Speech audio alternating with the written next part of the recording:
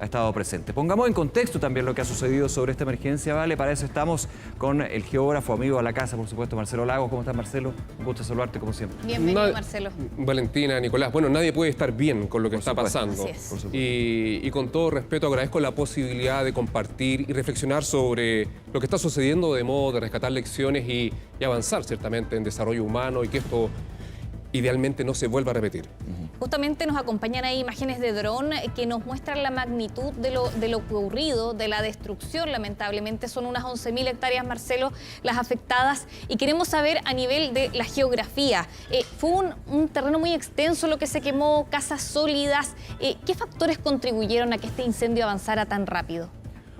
Bueno, acá hay varios elementos. Claramente hoy día la noticia es el incendio. Sí. Y gran parte del énfasis pasa por fiscalizar la problemática. El problema es el incendio. Todos hablamos del incendio forestal, pero evidentemente el incendio es una parte de una ecuación algo más compleja. El incendio forestal y lo que genera es multifactorial. Si nos vamos solamente a lo geográfico, que es una componente de la problemática, claramente estamos hablando de un contexto de época estival, donde las temperaturas año a año se caracterizan por los récords, ciertamente sobrepasamos límites nunca antes registrados en los últimos años, estamos en un año niño, ciertamente, que también aumenta las temperaturas, estamos en un proceso ya de semanas de una onda de calor que se ha manifestado de forma intensa y permanente en la zona central de Chile, todo ello combinado con una topografía, ciertamente, que contribuye, ciertamente, y más allá de ello, también el uso del suelo, el tipo de vegetación, el combustible disponible, todo ello combinado. Mucho combustible, producto de las lluvias que fueron tan generosas durante el invierno, pero que lamentablemente tienen esta cara negativa, digamos. Podría también ser un elemento, pero todo eso entra en una ecuación que hace, que en rigor nos revela la complejidad que significa cuando ocurre un incendio. Pero más allá de la complejidad, acá hay un hecho sostenido y que todos tenemos claro. Estos procesos están ocurriendo de forma recurrente. Ya no hablamos de la temporada de incendios, es casi todo el año que se están manifestando por aquí y por allá, pero particularmente su peligrosidad y la probabilidad de desastres van a aumento. El neto es el aumento. Estos escenarios vienen para quedarse.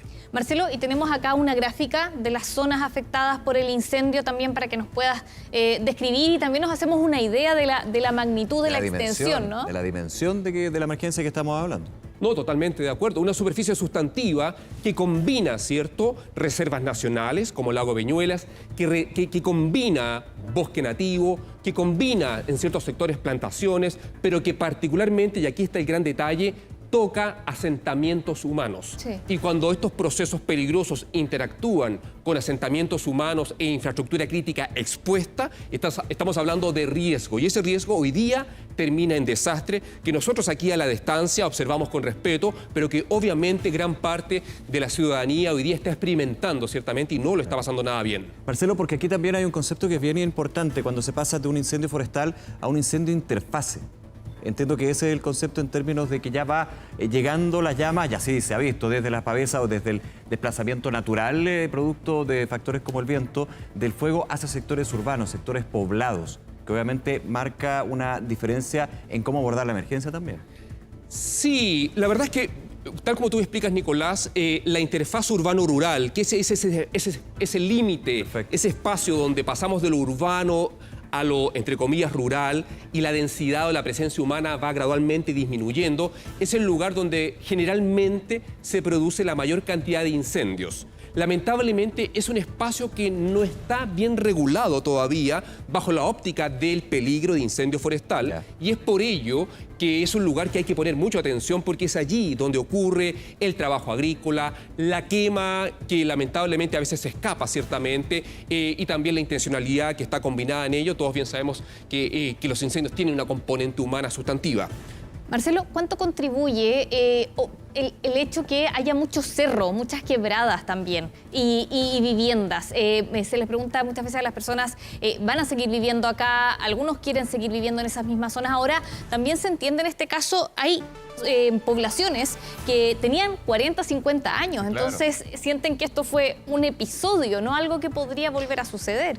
Y ese es un buen punto, porque en la práctica mucha gente probablemente que no evacuó en su momento o que hizo caso omiso de la alerta temprana o quizás también pudo haber sido que no llegó la señal por corte de señal, probablemente como nunca en su vida, desde que habita en estos lugares, esto ocurrió, tomó la decisión en ese minuto de subestimar el escenario que se les venía encima. Todo ello combinado explica que claramente el cómo se fueron consolidando, materializando esas condiciones de habitabilidad, conversaban con un escenario que hoy día es pasado. Hoy día el escenario, claro está, que viene para quedarse es que el incendio forestal está a la vuelta de la esquina, particularmente en época estival, y ello implica que el dónde habitar no basta con despejar un cerro o la quebrada de aquí o la ladera de Solana o Umbría. Y que independiente si uno está en un lugar que está dentro de una planificación urbana o no, o es un lugar donde no se puede construir lisa y llanamente, eso es un antecedente, pero solamente un antecedente. No absuelve, digamos, que esa vivienda, como decía Valentina, que tiene 40, 50 años, que ha estado siempre ahí, no corra riesgo, y por eso también el llamado que se ha hecho a, cuando se llama evacuar, con la dificultad y la realidad que obviamente representa eso. La verdad es que yo creo que hay que tomarse una frase emblemática de Naciones Unidas en el contexto del marco de Sendai y la disminución del riesgo de desastre, que hay que entender y aceptar que hoy día la sorpresa es la nueva normalidad.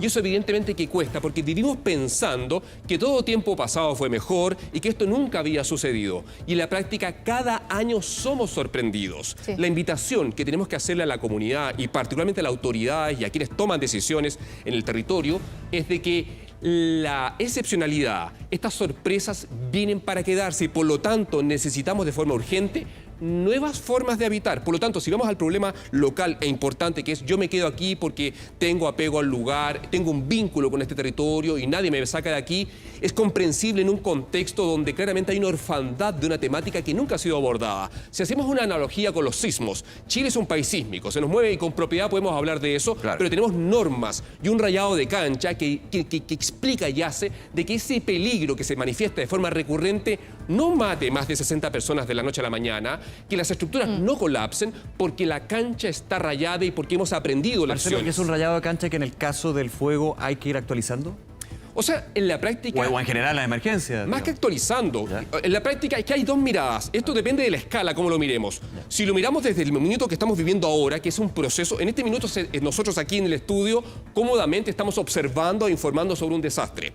Allí lo están viviendo. Claro. Y hoy día el foco es la emergencia. Eso es urgente. Esa es una escala de cerca, urgente. Todo lo que implica, todo lo que explicaba en terreno el periodista Davor Juranovic, ciertamente de lo necesario y urgente. Pero otra cosa paralela también es una mirada más de lejos, que implica cómo vamos a vivir con este tipo de escenarios que vienen para quedarse. Y ahí viene la toma de decisiones y ahí implica normativa. Ahí implica dónde está el estudio de peligro de incendio forestal permanente. ¿Cuáles son las condiciones para habitar territorios que están rodeados por una topografía, por un tipo de vegetación, por este potencial combustible que ya sabemos que puede cobrar vidas y que tiene impacto sustantivo en nuestra sociedad?